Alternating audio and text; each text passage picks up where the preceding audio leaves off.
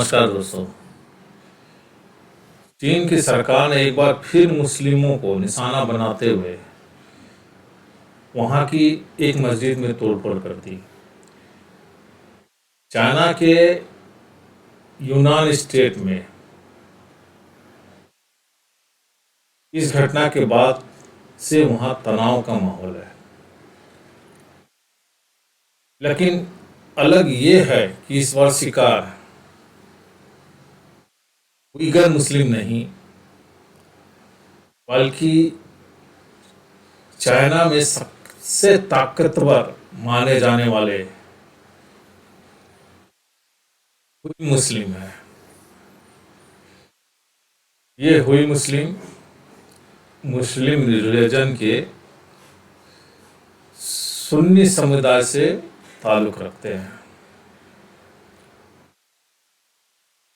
उसे बता दिया दें कि चाइना में वीगन मुसलमानों के खिलाफ हिंसा की खबर तो आता रहता है,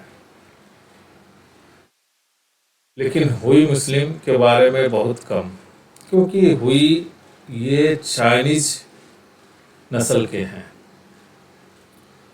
और वीगर तुर्की नस्ल के हैं। चीन में दूध में पानी की तरह घुल मिल चुकी है। हुई कम्युनिटी काफी अलग है। 2020 के जनगणना के मुताबिक लगभग 11 मिलियन हुई मुस्लिम रहते हैं और आबादी के अनुसार चाइना के एक चौथा बड़ा कम्युनिटी है। चीन में मौजूद दूसरा मुस्लिम समुदाय वीगर है। हुई चीन के ही मुसलमान हैं। तो ये बात हुई मुस्लिम के रहन सहन में भी दिखती है। वो किसी एक प्रांत में रहने की बजाय लगभग दूसरे राज्य में फैले हुए हैं। ज्यादातर हुई मुस्लिम चाइनीजों को तरह रहते, खाते और कपड़े भी पहनते हैं जो बिल्कुल चाइनीज जैसा लगते हैं। दोस्तों, America news media radio free Asia की एक रिपोर्ट के बारे में बताते हैं। इसके मुताबिक चाइनीज गवर्नमेंट ने 5 साल का एक प्रोग्राम बनाया जिसमें इस्लाम का सिनिसिजाइजेशन करना चाहते हैं, यानी इस धर्म को मानने वाले अपनी धार्मिक पहचान को छोड़ना पड़ेगा। इसलिए चाइनीज गवर्नमेंट ने बीजिंग, शंघाई, हुनान समेत 8 राज्यों से मुस्लिम प्रतिनिधि को बुलाया और उनसे प्लान शेयर किया। मस्जिदों में कहा गया है कि वो ज़्यादा से ज़्यादा चीनी बातें का ही प्रचार प्रसार करें, जिससे मुसलमान अपने मजहबी पहचान में उतने कट्टर ना रहें। पॉलिसी मेकर की इस योजना के बाद हुई समुदाय पर भी शिकंजा कसने लगा। धार्मिक तौर पर थोड़े भी कट्टर हुए तो चीन ऐसे लोगों को तरह से तंग करने लगा है। चाइना के मुस्लिमों को लेकर खौफ का सबसे बड़ा उदाहरण है मस्जिदों का भी चीनीकरण करना। ये आदत जारी होने लगा है कि मस्जिद से गुम्बद हटाकर उसे दोबारा बनाए ताकि अलग थलग ना लगे। इसका कोई हिसाब नहीं, लेकिन सिंजिंग प्रांत का डेटा डराने वाला है। ऑस्ट्रेलिया स्ट्रेटजिक पॉलिसी इंस्टीट्यूट के अनुसार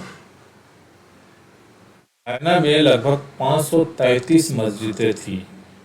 इनमें से 31% से ज़्यादा मस्जिदों पूरी तरह से तोड़ी जा चुकी है। लगभग 32% में तोड़-फोड़ हो चुकी है।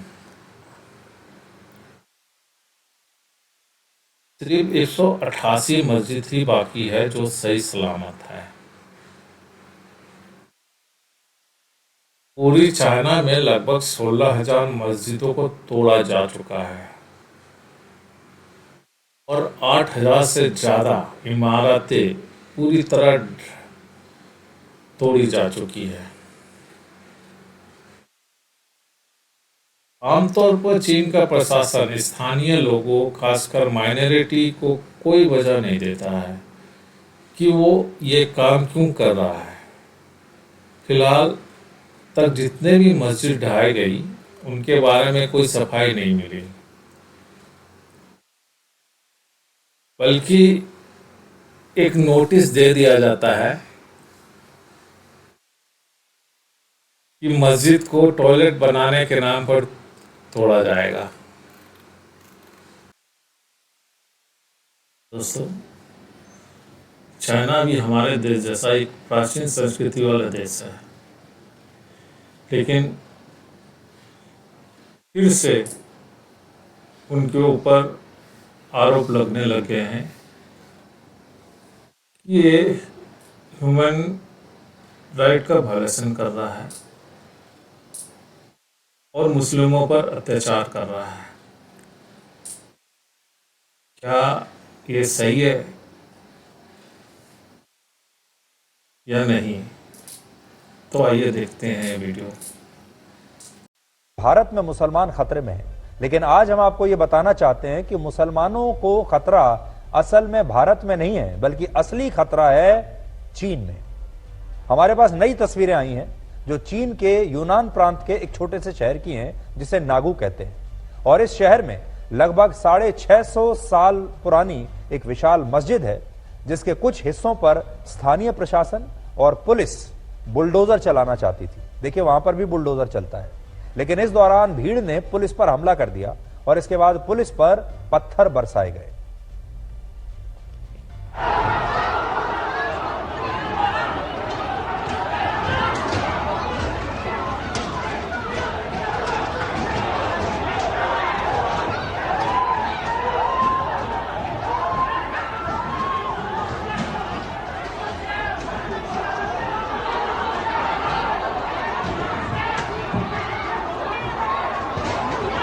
तो बहुत है लोग पत्थर मारा।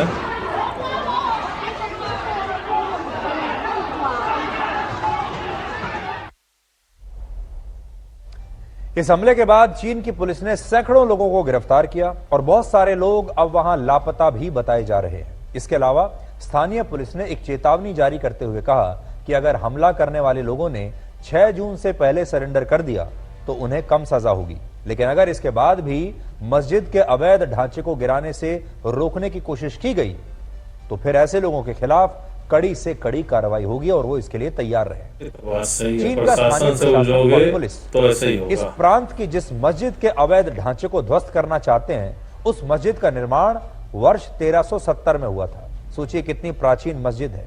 और यह मस्जिद, जैसा आपने देखा, बहुत पुरानी है, सैकड़ों वर्ष पुरानी है, 600 साल से भी ज्यादा पुरानी है। लेकिन स्थानीय प्रशासन का आरोप है कि पिछले कुछ वर्षों में इस मस्जिद का विस्तार हुआ है और इस दौरान इस मस्जिद के परिसर में कुछ नई मीनारें बना दी गईं और इसके ढांचे पर एक गुंबद का निर्माण भी कर दिया गया जो कानून के अनुरूप नहीं था और इसीलिए इसे गिराया जा रहा है। वर्ष 2020 में चीन की एक अदालत ने यह आदेश दिया था कि जिन मस्जिदों में मीनारें और गुंबद बनाई गई हैं, पुलिस उन्हें अवैध मानकर उन पर बुलडोजर चला सकती है। और तब से लेकर अब तक, आज तक चीन में बहुत सारी मस्जिदों का रूप ऐसे ही बदल दिया गया है, यानी वहां पर गुंबद वाली मस्जिद अलाउड नहीं है।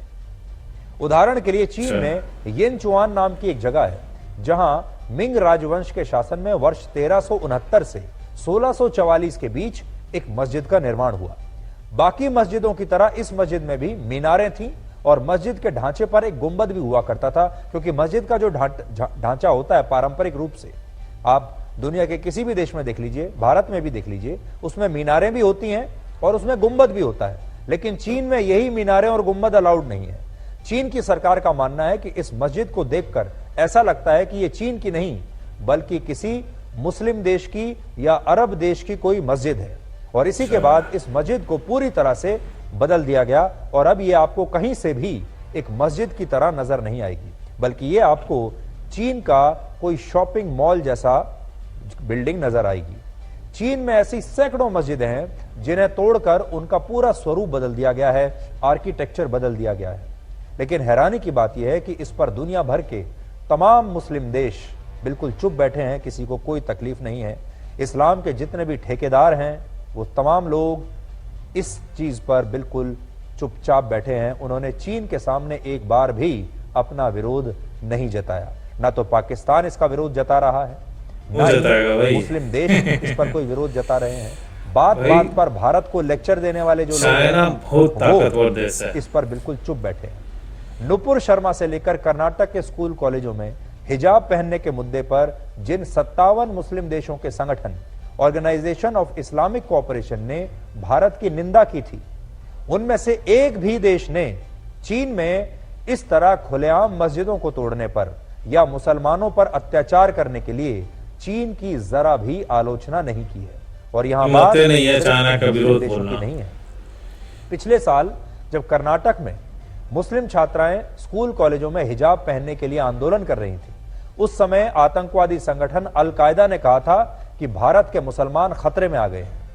लेकिन चीन में जब लाखों मुसलमानों को डिटेंशन कैंप्स में रखकर उन पर अत्याचार होते हैं और वहां इस तरह से मस्जिदों को तोड़ दिया जाता है, तो ना तो मुस्लिम देश इसका विरोध करते हैं और ना ही अल कायदा जैसे आतंकवादियों को मुसलमान या इस्लाम वहां पर खतरे में नजर आता है। आज हमारा सवाल यही है कि क्या चीन के मुसलमान मुसलमान नहीं है?